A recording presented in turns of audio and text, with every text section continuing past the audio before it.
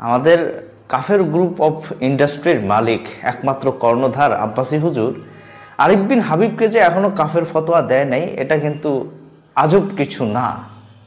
এ বললোটা কি? এনায়েতুল্লাহ আব্বাসী কাফের group of ইন্ডাস্ট্রিজের মালিক? বুঝলাম না তো, মানে কি সে কি মানে এমন একটা ইন্ডাস্ট্রি খুলছে যেখান থেকে প্রতিনিয়ত বিভিন্ন হুজুরদেরকে সে কাফের ফতোয়া দেয়? বিষয়টা কি এরকম নাকি? তাই তো মনে হলো যে হাবিব বিন কি জানি বললো, ওই যে হুজুর তাকে যে এখনো কাফের ফতোয়া দেয় নাই, সেটা নাকি খুবই আশ্চর্যের। তো খুবই ইন্টারেস্টিং মনে হচ্ছে, মনে হয়। তো দেখি ঘটনাটা কি, আমরা ভালো করে শুনি। খুব তাড়াতাড়ি অতি সম্প্রতি তার মতের বিপরীতে কোনো ঘটনা গেলেই কিন্তু দেখতে পারবা যে কাফের ফতোয়া দিয়ে দিছে। হ্যাঁ, তার মতের বিরুদ্ধে আবার এটা কোন ধরনের কথা? যদি কোরআন হাদিসের বিপরীতমুখী কর্মকাণ্ড কেউ করে, তাহলে তো যে কোনো মুফতি তাকে কাফের ফতোয়া দিতেই পারে নাকি? আর বাংলাদেশের সবচাইতে বেশি ইসলাম জানুই না কে? এনায়েতুল্লাহ আব্বাসী। কারণ তার চাইতে বেশি ইসলাম জানুন না এত আমরা অন্তত বাংলাদেশে দেখি না। কিছুদিন আগে তো সে ওই যে বললো, তার বংশ তালিকা বলতে গিয়ে সে বললো সে নাকি নবীর বংশধর। তো নবীর বংশধর যদি হয়ে থাকে, তার চাইতে ইসলাম জানুন না লোকজন তো আর বাংলাদেশে হতেই পারে না। তো তার মতের বিরুদ্ধে যাওয়া মানে কি তার ব্যক্তিগত মত নাকি? সে কোরআন হাদিস চর্চা করে যা জানছে, সে যদি দেখে যে কেউ সেই কোরআন হাদিসের বিরুদ্ধে কথা বলে বা বিরোধী কোনো কর্মকাণ্ডে লিপ্ত, তাহলে তো তাকে কাফের ফতোয়া এনায়েতুল্লাহ আব্বাসী দিতেই পারে। তো এটা সমস্যা কি? কাকে কাফের ফতোয়া দিল দেখি? তাই হইল নবী সাল্লাল্লাহু আলাইহি সাল্লামের রওজা মোবারক সম্পর্কে আরিফ বিন হাবিব সাহেব সেটার সূত্র ধরে তাকে বিচি মৌলবী বলবে, মানে নতুন নতুন কোত্থেকে আসে, এদের মানে ডিউজ শুধুমাত্র 2 বছর অমুক তুমুক, সেটি আমরা চলুন আমরা এক নজরে দেখে নেই, উপভোগ করে নেই। আরিফ বিন হাবিব কি মানে নবীর যে কবর সেটাকে কি রওজা মোবারক বলতে রাজি না নাকি? অধিকাংশ হুজুর তো দেখি যে সেটাকে বলা মানে যেখানে নবীর কবর আছে, ওই যে মদিনাতে, ওটাকে নবীর কি বলে, রওজা মোবারক, এটাই তো বলে। তো এখন এইটা কি আরিফ বিন হাবিব মানতে রাজি না নাকি? তো ওরা যদি মানতে রাজি না হয়, আসলে কি বলতে হবে? হাদিসে যা বলা আছে বা কোরআনে যা বলা আছে সেটাই তো বলতে হবে। আচ্ছা ঠিক আছে, দেখি কে সঠিক আর কে বেঠিক তুমি যখন দেখাচ্ছ, আমরা দুজনেরই বক্তব্য হয়তো শুনতে পারি। তো ঠিক আছে, দেখি তুমি কি দেখাতে চাচ্ছ।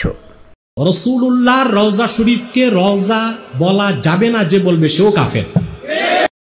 এইটা কি বললেন এনায়েতুল্লাহ আব্বাসী সাহেব? আমরা যেটা দেখি যে বাংলাদেশে যে আহলে হাদিস গ্রুপ আছে, মানে সালাফি আর কি, ওহাবিপন্থী লামা জিহাবি যে গ্রুপ আছে, যাদের কিন্তু দিন দিন অনুসারীর সংখ্যা বেড়েই যাচ্ছে। যদিও আজকে থেকে 15-20 বছর আগে আহলে হাদিস গ্রুপ সম্পর্কে খুব একটা জানা যেত না, বাট এখন তো মোটামুটি চতুর্দিকে তাদের বেশ ব্যাপক প্রসার। তো এরাই কিন্তু এই যে মদিনাতে নবীকে যেখানে কবর দেওয়া হয়েছিল, ওটাকে তারা কবরই বলে। তারা কিন্তু রওজা মুবারক বলে না, এবং রওজা মুবারক বলাকে তারা হারাম বলে মনে করে, নাজায়েজ বলে মনে করে। তাহলে এরা সব হলো, অর্থাৎ বাংলাদেশে যত আহলে হাদিস গ্রুপের লোকজন আছে তারা সবাই কাফের। আচ্ছা, সবাই কাফের এনায়েতুল্লাহ আব্বাসীর মত অনুযায়ী। তো ঠিক আছে, যারা মানে এরা যদি কাফের হয়, তাহলে একেবারে সহি মুমিন কারা, সেটা তো আমাদের একটু বোঝার দরকার আছে নাকি? মৌলবী আজকাল বের হয়েছে রাসূলুল্লাহর রওজা শরীফকে রওজা বলা যাবে না বলে। কোন হাদিসে পাই নাই রসুলের কবরকে রওজা, আমি পাই নাই। যদি কেউ পান আমার জানাই দিও, পাইলে আমিও কমবো। কিন্তু রওজা বলা গুনাহ এটা আমি বলছি না, রওজা বলা জায়েজ। কোত্থেকে মাঝে মধ্যে বিচি টাইপের মৌলবী বের হয়, এগুলো দেখছি লাস্টিং করে 2 বছর। কয় বছর? 2-4টা বিষয় মুখস্থ করে নিয়েছে, বাদ চলতে। আসলে হুজুর, এটা একটা সমস্যা। 2-4টা বিষয় হয়তো অধ্যয়ন করে বা জেনে শুনে এসে ওয়াজ শুরু করে দেয়, এটা কিন্তু খুবই জটিল একটা বিষয়। এনায়েতুল্লাহ আব্বাসী, আপনি সঠিক বলছেন যে এই সমস্ত হুজুর আসলে বিসি টাইপের। কথাটা বেঠিক না। মুশকিল হচ্ছে আপনার এই বক্তব্য তো অন্য হুজুর আবার মানবে না, তখন কিন্তু তারা আপনাকেও কিন্তু ওই যে বিসি টাইপের হুজুর কিন্তু বলা শুরু করবে।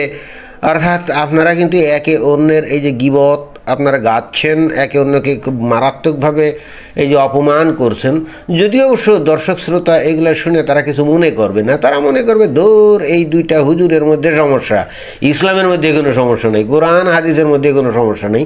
আমি এই বিষয়টা কিন্তু প্রত্যেকটা সময়ই বলে থাকি, কিন্তু দর্শক শ্রোতাদের বোঝার কথা এই সমস্ত হুজুররা এই যে একে অন্যের গীবত গায় এবং এটাকে যেহেতু তারা কোনো অন্যায় মনে করে না, যদিও কিন্তু কোরআন হাদিসে খুবই স্পষ্টভাবে বলা আছে কেউ কোনো মানে আলেমরা তো খুবই মানে অত্যন্ত উচ্চ স্থানে প্রতিষ্ঠিত সমাজে, তাদের নিয়ে কোনো গীবত করা যাবে না এবং পাবলিক মনে করে যে এদের মধ্যে সমস্যা, কোরআন হাদিসে কোনো সমস্যা নেই। আমি কিন্তু বলি যে ভাইজানেরা, এরা কিন্তু কোরআন হাদিস জেনে শুনে বুঝেই এই কাজগুলো করে। তাহলে কি সম্ভাবনা, এক, এরা হয়তো ওই কোরআন হাদিস মানে না, অথবা দুই, কোরআন হাদিসের ভিতরে যে বিষয়গুলো আছে তারা জেনে শুনে বুঝে গেছে এর সারবত্তা, অর্থাৎ ওই যে দোজখের আগুনের ভয় মনে হয় তারা বুঝে গেছে, ওইগুলো আসলে কাল্পনিক গল্প কিচ্ছা বা ৭২ হুরের যে লোভ, এটাও কাল্পনিক গল্প কিচ্ছা, এরকমই তো কি মনে হয় না?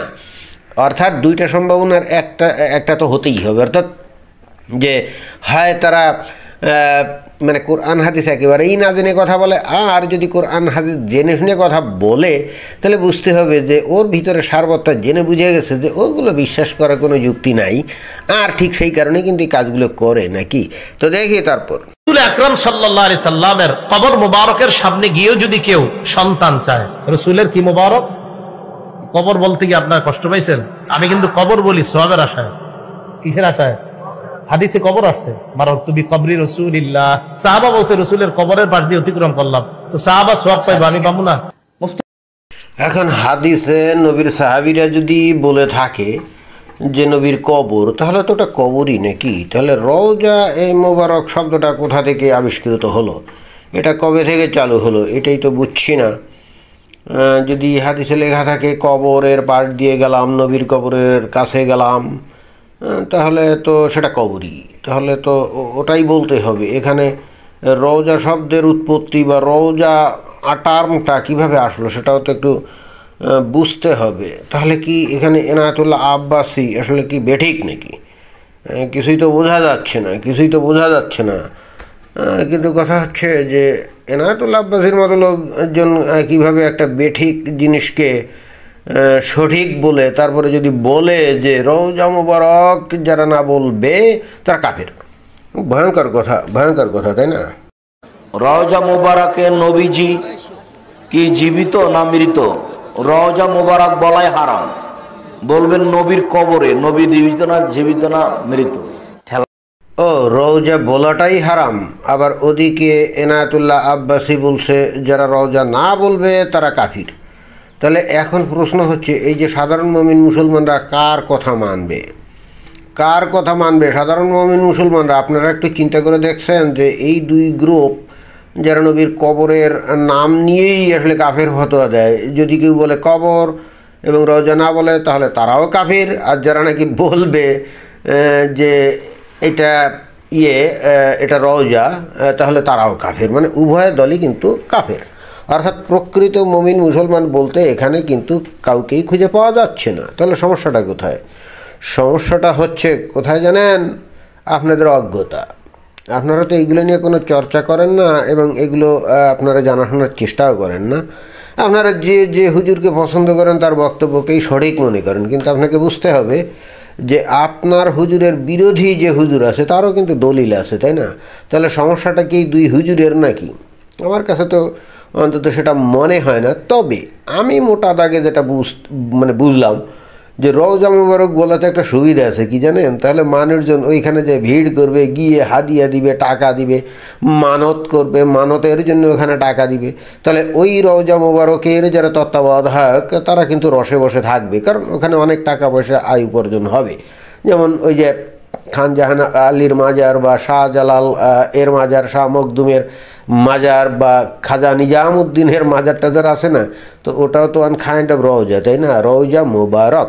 তো দেখেন ওইগুলা ওই সমস্ত জায়গা যারা মেইনটেইনেন্স করে তারা কিন্তু রসে বসে থাকে, কারণ ওখানে কোটি কোটি টাকা আয় হয়, তাই না? তাহলে তাদের জন্য রওজা বলাটা, মানে রওজা বলে প্রচার করা এবং প্রতিষ্ঠা করা, এটা তাদের জন্য খুবই গুরুত্বপূর্ণ। যদি ওটাকে শুধুমাত্র কবর বলা হতো তাহলে কিন্তু কেউ ওখানে যেত না, এবং গিয়ে তারা কিন্তু কোনো টাকা পয়সা ওখানে দিত না, তাই না? তাহলে এখানে ফাইনালি কি বোঝা যাচ্ছে, যারা নাকি কোরআন হাদিস ভালো করে জানে তারা নিশ্চিতভাবেই এটাকে রওজা মুবারক বলার কোনো একটা সূত্র ওই কোরআন হাদিস থেকে আবিষ্কার করছে। আর যারা বলে যে না, রওজা বলা যাবে না, শুধু কবর বলতে হবে, তো তাদের জন্যও কিন্তু দলিলে সুস্পষ্ট কিছু নিদর্শন আছে, তাই না? তার মানে উভয়েই কিন্তু দলিল ব্যবহার করে এই কাজটা করছে, এবং তাহলে সমস্যাটা তো এই হুজুরদের না। সুতরাং সাধারণ মানুষের অজ্ঞতাকে পুঁজি করেই বস্তুত এরা এরকম একে অন্যের বিরুদ্ধে কথাবার্তা বলে। কিন্তু সাধারণ মানুষের বোঝা উচিত যে এই দুই গ্রুপ যে একে অন্যকে কাফের ফতোয়া দেয়, তার অর্থ হচ্ছে এই যে এরা আসলে নিজে থেকে এগুলা করে না, তবে কিছু ক্ষেত্রে তো অবশ্যই দলিলের বিষয়টাকেও নিয়ে তারা বাণিজ্য টাণিজ্য করে, টাকা পয়সা আয় উপার্জন করে, এটা তো আমরা জানি। বাট তারপরেও যদি তারা আয় উপার্জন করেও থাকে, কিন্তু তারা যে দলিলের ভিত্তিতে কথা বলে, সেইটার কারণেই তো বেসিক্যালি দুই দল দুই গ্রুপ হয়ে যায় বা বহু গ্রুপ হয়ে যায়, এটাও তো মানুষকে বুঝতে হবে। তাহলে আপনারা যে বলেন যে এই দুই হুজুর এরা উল্টাপাল্টা কথা বলে, এইটা ঠিক না, আমাদেরকে কোরআন হাদিসে যেতে হবে, ভালো। কিন্তু আপনি কোরআন হাদিসে গেলেও আপনি কি সেখানে কোনো স্ট্যান্ডার্ড, কোনো স্পেসিফিক, কোনো নির্দিষ্ট মেসেজ বা বার্তা কি আপনি পাচ্ছেন? না, আপনি তো পাচ্ছেন না। সমস্যাটা তো সেখানেই। আপনার দলিলের বক্তব্য বিষয়গুলোই যদি স্ববিরোধী হয়, তাহলে আপনি এখান থেকে পরিষ্কার সুনির্দিষ্ট বার্তা কোথা থেকে পাবেন? তাহলে আপনারা যে এই দুই হুজুরের সমস্যা, একে অন্যকে দেখতে পারে না, এই জন্য আজে বাজে কথা বলে, এইগুলো বলে তারপরে বলেন যে কোরআন হাদিসে কোনো সমস্যা নাই এবং কোরআন হাদিস দেখতে হবে, এই কথা বলে যে আত্মতুষ্টি লাভ করেন, কিন্তু কখনো কি দেখছেন যে কোরআন হাদিসে কোনো সমস্যা নেই, ওগুলো ভালো করে পড়ছেন, পড়ে দেখছেন? না, সেটাও করেননি। তাহলে যাই হোক, এটাই ছিল বক্তব্য। ধন্যবাদ।